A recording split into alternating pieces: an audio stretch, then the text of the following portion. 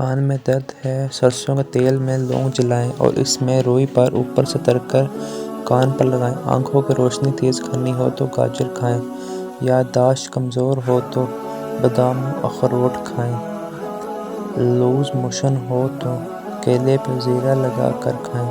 آلو کو پکانے سے پہلے انہیں 15 سے 20 منٹ کے لیے ٹھنڈے پانی میں ڈال دیں، اس کے بعد نکال کر کاٹیں۔ ہنڈیا میں ڈالیں تو یہ بہت ہی جلد گل بھی جائیں گے اور ذائقہ بھی الگ ہوگا۔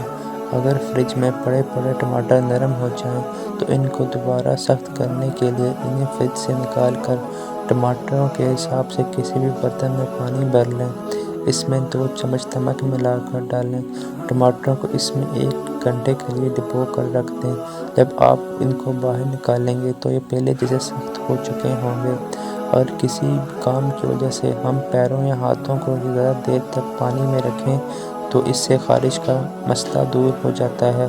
جس جگہ سے متاثرہ جگہ پر سوجن ہو جاتی ہے، اس سے نجات کے لیے نمک اور ٹوتھ پیسٹ کو ملا کر رات بھر اس پر لگانے سے صبح شام سوجن ختم ہو جائے گی، خارش کا مسئلہ بھی حل ہو جائے گا۔ لال مرچیں کاٹتے وقت وہ اکثر ہاتھوں پر لگ جاتی ہیں، جس سے غلطی سے ہاتھ ہم جسم کے کسی حصے پر بھی لگا دیتے ہیں، اس سے بہت ہی سوجن ہو جاتی ہے۔ اگر آپ کو کبھی بھی ایسا مسئلہ پیش آئے تو کیلے کے چھلکے اتار کر اس سے رگڑنے سے فوراً دور ہو جائے گی۔ انار کے چھلکے کو جلا کر اس کی راکھ کو رکھ لیں اور جب کبھی بھی آپ کو پیشاب بند کرنے کا مسئلہ ہو تو اس راکھ کو تھوڑا سا سونگنے سے پیشاب بند کا مسئلہ فوری حل ہو جائے گا۔ بعض لوگ سیب کھاتے وقت اس کا چھلکا اتار کر پھینک دیتے ہیں، یہ بہت ہی بڑی غلطی ہے، ایسا نہیں کرنا چاہیے کیونکہ سیب کا چھلکا کھانے سے جگر تیزی سے کام کرتا ہے اور کولیسٹرول بھی لیول بڑھتا رہتا ہے۔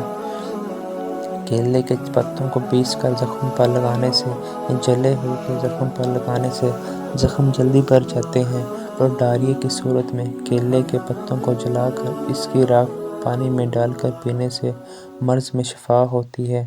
کھجور کے پتوں کو جلا کر اس کی راکھ باسی پانی میں حل کر کے مکمل کچھ ہفتے پینے سے ہر قسم سے خونی اور بادی بواسیر شفا ملتی ہے۔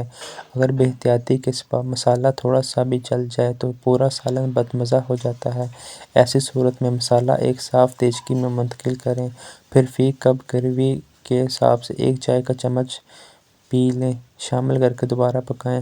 سالن کا جلا ہوا ذائقہ ختم ہوگا اور محسوس نہیں ہوگا۔ کوئی بھی کچا پھل مثلاً آم وغیرہ کاغذ کے بیگ میں 1 سیب کے ساتھ رات بھر رکھ لیں، سیب سے خارج ہونے والی ایتھلین گیس کچے پھل کو 1 رات میں پکا دے گی۔